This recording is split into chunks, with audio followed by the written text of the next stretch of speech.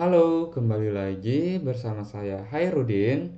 Pada kesempatan kali ini kita akan membahas tentang Network Address Translation. Oke, sekarang kita lanjut ke pembahasan berikutnya, yaitu konsep Network Address Translation. Jadi, NAT adalah metode translasi IP private menjadi IP public, di mana agar IP private dapat mengakses ke internet, atau sebaliknya dari IP public untuk mengakses jaringan private. Kemudian yang kedua adalah mengurangi keterbatasan IP versi 4. Seperti yang kita ketahui bahwa alokasi IP versi 4 telah habis digunakan, sehingga eh, dengan IP yang kita miliki dapat kita gunakan agar kita terhubung ke jaringan internet. Kemudian yang ketiga adalah menyembunyikan skema jaringan internal. Jadi dengan adanya NAT, kita memiliki jaringan internal tidak dapat diakses secara langsung dari internet. Oke, sekarang kita masuk ke tipe NAT. Tipe NAT itu terdiri dari tiga. Yang pertama adalah static NAT, yang kedua adalah dynamic NAT, kemudian yang ketiga adalah port address translation. Jadi static NAT itu merupakan static yang ditentukan secara manual, baik itu dari source maupun destination atau kebalikannya. Baik itu dari destination yang berhubungan dengan IP public ke source yang berhubungan dengan IP private. Kemudian dynamic NAT di mana pengalokasian IP-nya secara dinamis, di mana kita memiliki IP private, kemudian kita translate ke IP public yang kita miliki, namun tidak kita tentukan secara statik. Biasanya kalau yang static NAT ini banyak digunakan untuk koneksi ke server. Misalkan kita memiliki server yang berada di jaringan private atau di internal, kemudian nanti kita memiliki IP public. Nah, pada saat kita mengakses IP public itu akan diarahkan ke server yang kita tuju. Nah, ini biasanya menggunakan static NAT. Atau ada beberapa network untuk mengakses sesuatu atau mengakses ke jaringan internet, di mana memiliki aturan jika ingin mengakses ke halaman tersebut harus menggunakan IP sekian atau IP tertentu. Nah, di sini juga kita biasanya menggunakan model yang statik. Berbeda kalau dynamic, biasanya banyak digunakan untuk akses dari private ke internet, di mana IP publiknya itu dapat dipilih secara random nantinya. Kemudian yang terakhir itu adalah path. Path itu di mana kita akan memforward atau menerjemahkan dari jaringan lokal berdasarkan IP public dengan port. Jadi kita hanya menentukan port mana yang akan kita gunakan nantinya, atau biasa disebut juga dengan port forwarding. Oke, sekarang kita lanjut ke terminologi NAT. Yang pertama ada local address, merupakan source address sebelum ditranslasi. Ini biasanya IP private, kemudian outside local address merupakan destination address sebelum ditranslasi. Ini juga merupakan IP private. Kemudian inside global address merupakan inside host setelah translasi. Biasanya merupakan IP public. Kemudian outside global address merupakan outside destination host setelah translasi, dan ini juga biasanya IP public. Nah, seperti kita ketahui bahwa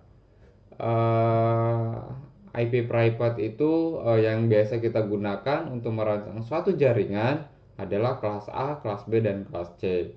Di sini kita bisa melihat range IP untuk kelas A yaitu 10.0.0.0 sampai 10.255.255.255. Sedangkan range untuk kelas B kita dapat gunakan 172.16.0.0 sampai 172.31.255.255. Dan untuk IP kelas C 192.168.00 sampai 192.168.255.255. Nah, jadi IP inilah yang dapat kita gunakan untuk membangun jaringan lokal kita, atau jaringan perusahaan, atau jaringan kampus, dan lain-lain. Nah, IP private ini secara langsung tidak bisa diakses dari internet dan tidak bisa terhubung ke internet, melainkan nanti menggunakan NAT. Oke, kita lanjut dulu ke IP public. Nah, IP public inilah yang biasanya digunakan untuk berkomunikasi di internet. IP public biasa didapatkan dari ISP.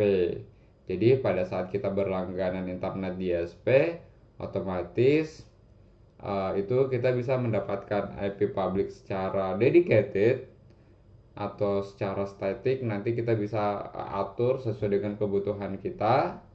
Kemudian ISP itu untuk mendapatkan alokasi IP public itu biasanya dari IANA. IANA itu merupakan organisasi yang mengatur IP address, port number, dan protokol. Nah, kemudian dari IANA itu nanti akan diturunkan ke setiap benua sesuai dengan region masing-masing. Kalau untuk Asia Pasifik itu APNIC, kemudian dari APNIC nanti akan diturunkan ke setiap negara. Kalau di Indonesia sendiri itu ada IDNIC. Nah, di IDNIC itulah kita dapat mendaftarkan atau menyewa IP public. Kemudian kita lanjut lagi ke keuntungan menggunakan NAT. 1. Menghemat alamat IP secara legal, mengurangi overload pengalamatan, kemudian meningkatkan fleksibilitas ketika berkomunikasi ke internet, mengurangi penomoran kembali jika terjadi perubahan network. Ya, kalau kita menggunakan NAT, otomatis kita tidak perlu membutuhkan banyak IP public. Kemudian mengurangi overload pengalamatan itu. Jadi dengan adanya NAT, kita tidak membutuhkan IP public yang banyak, jadi untuk pengaturannya juga tidak susah. Kemudian meningkatkan fleksibilitas ya ketika berkomunikasi di internet ya. Kemudian ini nih, pada saat kita misalkan berganti ISP, otomatis kita tidak akan melakukan perubahan yang begitu banyak pada jaringan, karena dengan menggunakan NAT, otomatis jaringan private kita tidak akan berubah, melainkan IP public yang kita sewa. Atau kalau misalkan kita ganti ISP, otomatis IP publicnya berubah. Jadi cukup merubah IP public dan melakukan pengaturan kembali pada NAT sesuai yang telah ada sebelumnya, hanya mengganti IP-nya saja, yaitu IP public. Kemudian, ada beberapa kerugiannya juga. Terdapat delay pada proses switching. Kemudian di sini kita tidak dapat melakukan trace end-to-end IP karena pada saat kita sudah menerjemahkannya, maka IP private atau maupun IP public itulah yang dianggap sebagai ujungnya. Jadi di balik translate itu kita tidak mengetahui itu IP-nya berapa segala macam. Jadi kalau berbicara masalah keamanan, ini pada saat melakukan tracing agak susah. Kemudian terdapat beberapa aplikasi mungkin yang tidak berfungsi jika menggunakan NAT. Jadi mungkin ada aplikasi ya harus menggunakan IP public. Oke, saya rasa cukup untuk pembahasan tentang konsep Network Address Translation. Jika ada yang mau ditanyakan, silakan komentar di bawah. Dan saya akhiri, sampai jumpa di pertemuan berikutnya. Terima kasih.